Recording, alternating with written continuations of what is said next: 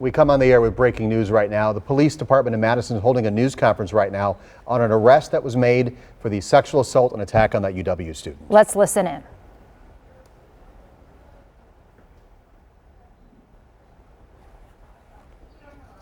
Okay, apparently we don't have any. There we go, we're here now. And immediately left in his vehicle, which was parked nearby. Because of this, we were not able to make contact with him on the night of the attack. During the past 2 days, our officers, detectives, forensic investigators, and professional staff worked diligently to solve this case. Assistant Chief Paige Valenta is the commander of our Investigative Services Bureau. She will provide a few additional details on our investigative process. Please keep in mind that no investigation is complete simply with probable cause arrests. We're still going to go through every detail of this case until there is nothing left to do. We owe that to our survivor, and we owe that to the Madison community. Chief Valenta.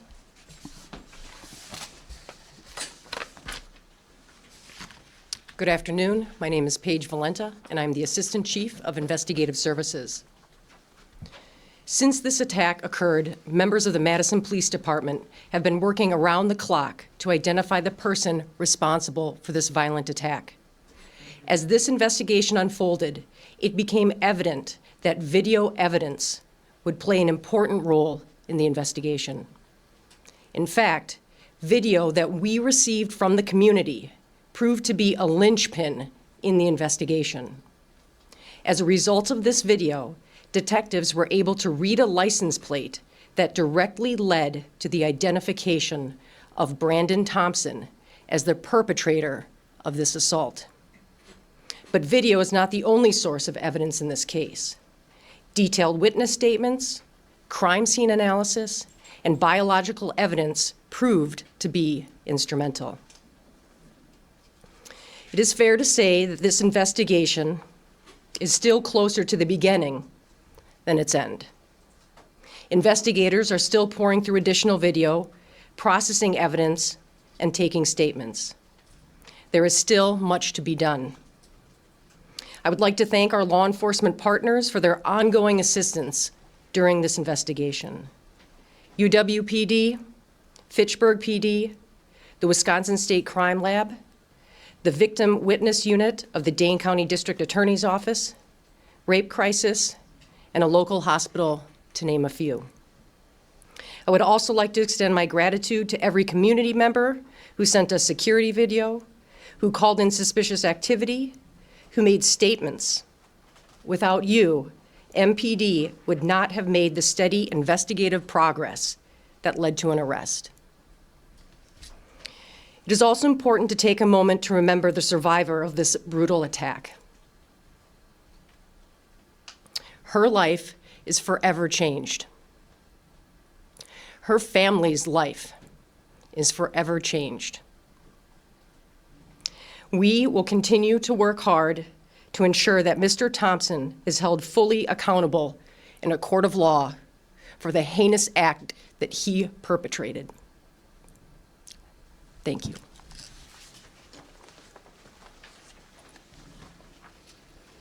Good afternoon.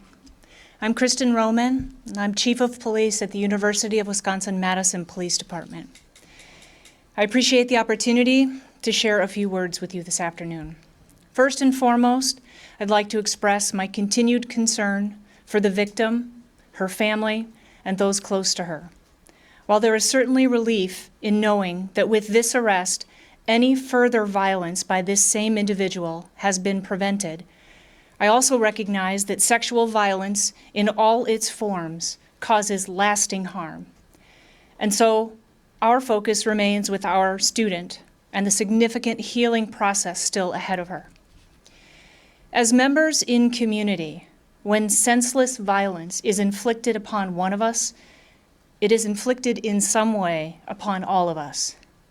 Assaults of this kind are extremely rare here in Madison, but when they do occur, we come together in anger, in sadness, sometimes in fear, but always in support.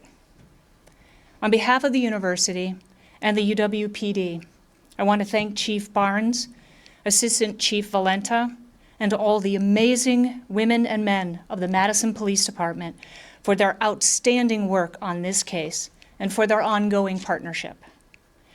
We also appreciate the support of the Madison community for information and leads that they provided to assist MPD with this investigation.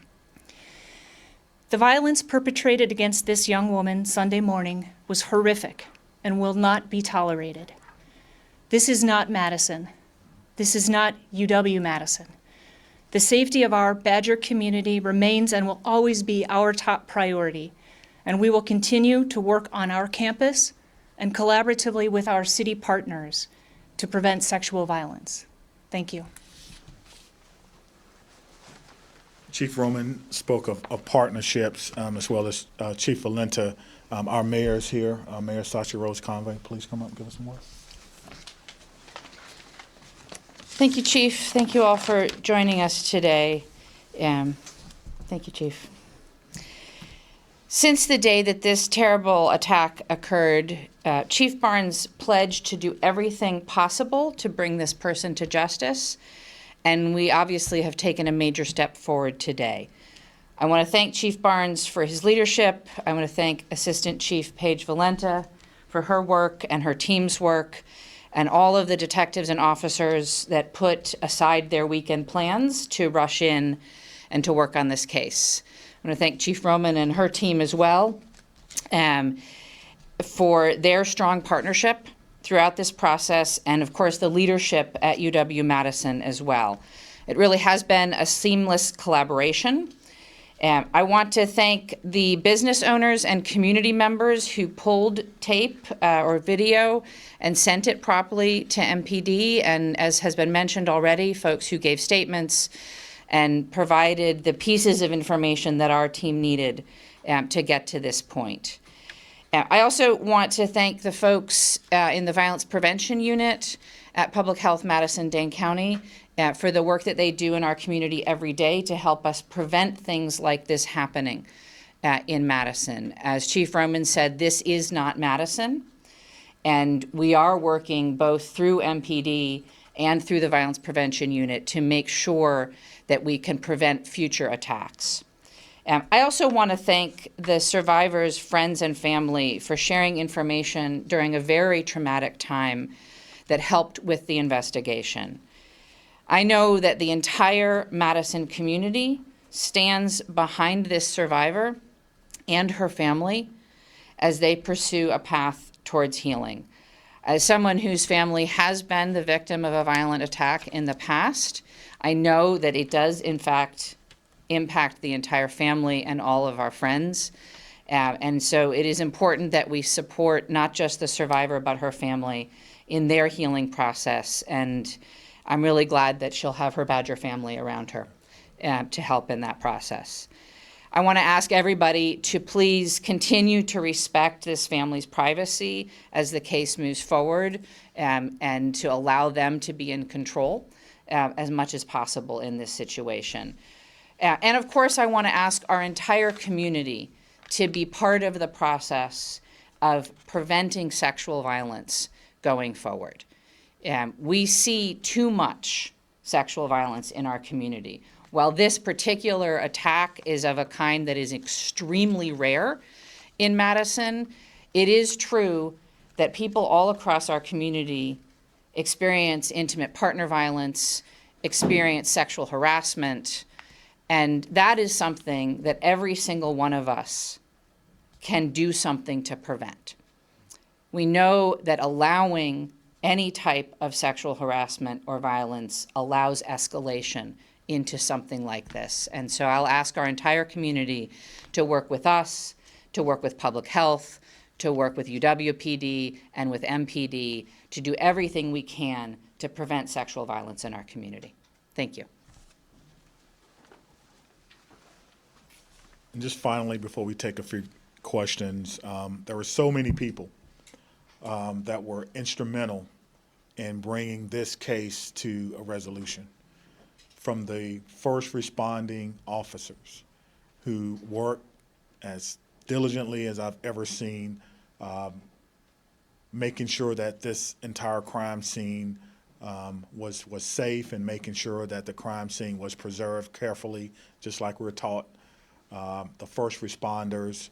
And there are many people who I wanted to thank but wish to remain anonymous, and that's okay. But if you're watching and you're listening, you know who you are.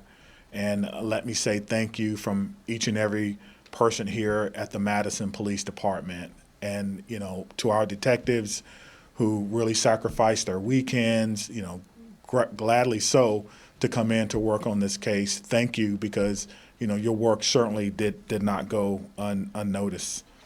The investigative process is certainly not a perfect science. There will always be things that we could have done better, or maybe even faster. And you have been watching a live news conference coming to us from Madison. That is Madison Police Chief Sean Barnes speaking right now. Other officials confirming that an arrest has been made in connection to a sexual assault of a UW-Madison student that happened over the weekend. And we've had a team of people in the newsroom trying to background the guy they have in custody. Mary Jo Ola joins us now in studio to tell us what we've been able to piece together here. Yeah, Steve and Susan, a 26-year-old man named Brandon Thompson is booked in the Dane County Jail on multiple counts, including first-degree sexual assault, first-degree reckless injury, and strangulation. Police say a UW-Madison student in her 20s was sexually assaulted during an attack early Sunday morning. She was taken to the hospital in critical condition and is expected to survive. MPD says it happened near the West Wilson Street and Bedford Street intersection, which is mostly residential. There are some businesses and a church there as well. Now, someone living in the area contacted police after seeing the victim was seriously hurt. The same day of that attack, police ramped up efforts over the situation to track down a suspect, calling it a top priority. Now, the chancellor of UW-Madison spoke publicly following the crime. This is certainly not the way we hoped to begin this school year. And I know that so many of us in this room and your parents and families are feeling anger and grief and anxiety. Madison is generally quite a safe city, but no place is completely safe. Now, a background check on Thompson does not show any history of criminal activity. Nothing on his record more serious than a speeding ticket. Steve, Susan?